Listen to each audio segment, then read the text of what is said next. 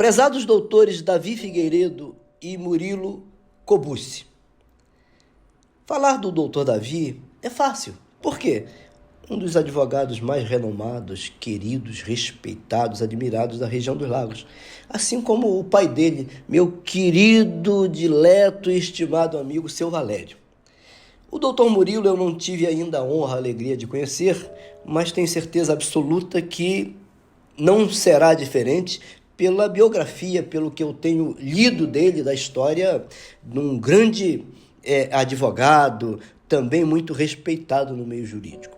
Sou Dirley Pereira, jornalista e radialista em Cabo Frio, na região dos Lagos do Rio de Janeiro, cidade natal da GAS de Gleidson Acácio dos Santos. Para quem, como eu, conhece a história de Gleidson desde a adolescência, penso não se poder falar dele sem antes lembrar daquela que desde sempre foi sua principal fonte de inspiração e exemplo maior de tenacidade, resiliência, integridade e amor pelo próximo. A história de vida de Dona Sônia Acácio, mãe de Gleidson, é marcada por dificuldades, discriminação e toda sorte de injustiças. Guerreira, nunca perdeu de vista sua principal missão: educar os filhos e transmitir-lhes princípios éticos e morais, marcas indeléveis de seu caráter. Conheço de perto a história dessa grande mulher, desde os tempos em que morava no bairro Jardim Esperança, uma casa muito modesta, quase um barraco, por assim dizer. Vítima de todas as desigualdades sociais próprias de quem vive em uma comunidade carente, Dona Sônia, como até hoje é conhecida, jamais perdeu a fé, nunca desistindo da luta por dias melhores para os filhos que tanto ama. Mesmo quando tudo parecia não ter jeito, desempregada, como boa brasileira, ela nunca jamais desistiu. Lembro muito bem do orgulho da Dona Sônia ao falar do menino Gleidson. Aliás, em relação a ele, o orgulho não era só da mãe. Os vizinhos também falavam menino prodígio. Assim, Gleidson era conhecido no bairro onde morava. Entre vizinhos mais próximos, vale destacar o entusiasmo do Beto, dono de uma pequena mercearia na rua ao lado da casa da família Acácio. Aí o Beto costumava contar, e outro dia estive com ele, e ele diz, Dirley, o Gleidson mal conseguia comer quando chegava da escola e se trancava no quarto para estudar. Com a voz embargada, conta Beto essa história, vendo o menino que ele admirou, hoje atrás das grades. O cavaco não cai longe do pau, como dizia minha saudosa avó, para defender a tese de que quem tem uma mãe íntegra, trabalhadora, honesta e corajosa, dificilmente terá caráter diferente.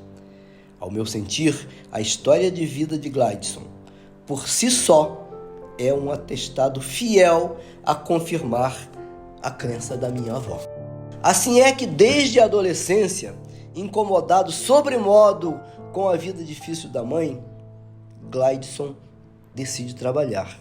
Mas aí vem o grande dilema. Fazer o quê? Trabalhar onde, sendo negro, pobre e morando numa comunidade extremamente carente de serviços públicos de qualidade, como saúde, escola, transportes? Gleidson resolveu se aventurar em Búzios, na praia de João Fernandes. Virou flanelinha dos luxuosos carrões dos milionários brasileiros e estrangeiros que frequentam o paradisíaco balneário. Dura rotina. Ônibus superlotados igual a sardinha em lata. Assim eram as viagens de Jardim Esperança para Búzios e de volta para casa. Aos sábados e domingos, via de regra, Gleidson voltava mais feliz. Mais carrões na praia, um dinheirinho a mais no bolso. E isso era sinônimo de poder levar um frango assado para o almoço, que de tão tarde estava mais para um jantar. Vez por outra, ainda sobrava um trocadinho para o sorvete na Maxibon, sorveteria que até hoje é referência na rua Ézio Cardoso da Fonseca, principal rua do seu Jardim Esperança. Esperança não era apenas o nome do bairro, era também o combustível que movia Gladson Acácio. Esperança de oferecer uma casa e uma vida mais digna para a mãe. Esperança, sonhos. A esperança, a fé e um sonho grande fizeram nascer em Gladson a ideia de se insurgir contra a miséria, a fome e as injustiças sociais. Era preciso lutar pela liberdade financeira de sua família, de sua gente, do seu povo, vítimas da escravidão financeira imposta por um sistema político-financeiro frio e cruel. Da ideia à prática, assim nasce a GAS. E para corroborar a máxima do poeta de que sonho que se sonha junto vira realidade, a GAS logo extrapolou as fronteiras de Cabo Frio, do Rio de Janeiro e permeou o Brasil, entrando na vida e no coração de milhões e milhões de brasileiros e brasileiras. Aí acontece o milagre. Enquanto a política partidária e as ideologias constroem muralhas que separam pessoas, disseminando ódio no seio das famílias, a GAS chega agregando, unindo, transformando vidas. Enquanto a avareza, a sede desenfreada por riqueza e poder dos banqueiros e das elites dirigentes crescem como erva daninha, regada pelas águas contaminadas pelo veneno da falta de amor, a GAS chega dinamitando muros, construindo pontes e transformando solos áridos em terra fértil. O sonho do menino Gladson vira realidade e faz surgir um novo tempo na vida de milhões de brasileiros e brasileiras. Tempo de mesa farta, tempo de qualidade de vida, tempo de dignidade, tempo de ser feliz. Na ausência de políticas públicas sociais, muito mais que uma mera empresa de investimentos, a GAS se torna de longe a maior agente de distribuição de renda e riqueza do Brasil. Ocorre que, vendo os benefícios socioeconômicos da GAS chegarem a todo o país, mudando a vida de milhões de pessoas, os inimigos históricos do povo se acompliciaram para tramar um acordo espúrio, na verdade um pacto diabólico, ilegal e imoral, e acabaram por perpetrar o maior e mais duro golpe contra a liberdade financeira e a dignidade dos brasileiros. A prisão de Gladson Acácio e a intervenção na GAS. Ainda bem que sonhos, fé e esperança eles jamais conseguirão prender. Jamais, jamais. Muito menos as ideias. Finalizando, julgo oportuno destacar que, dentre todos os profissionais da imprensa do Rio de Janeiro, fui o único a cobrir todas as manifestações organizadas pelos clientes da GAS, fossem elas em Cabo Frio, no Rio de Janeiro e até mesmo em Brasília. Aliás, vale registrar que a importante reunião realizada na sede nacional da Ordem dos Advogados do Brasil, na capital federal, foi fruto de pedido meu ao então presidente, advogado Felipe Santa Cruz, um amigo querido que Deus colocou na minha vida há mais de uma década. O pleito que faço, doutores, pela entrevista ao Gladson, certamente creio que seja o sonho de pauta dos mais importantes meios de comunicação no Brasil.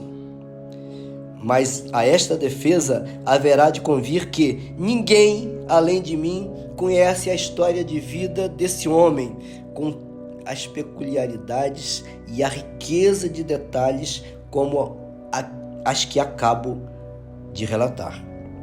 E mais, diferentemente de alguns, não estou prometendo dar voz aos clientes. Sem falsa modéstia, já tenho lhes dado voz, amplificando suas angústias, suas ansiedades e sua dor. Do mesmo modo que, em escala infinitamente maior e de forma até muito mais brilhante e consistente, o fazem, por exemplo, o meu amigo querido, meu irmão do peito e do coração, Dr. Jefferson Brandão, assim como também os influenciadores digitais Luiz Pontes e Wilson de Souza, entre outros, que tornaram a causa desses clientes como causa deles próprios. Nós, doutores, não ouvimos dizer, nós não lemos ou fomos informados, nós vivemos diuturnamente a história dos clientes da GAS. Nós somos testemunhas vivas dessa história, que, aliás, ao meu sentir, não acaba aqui.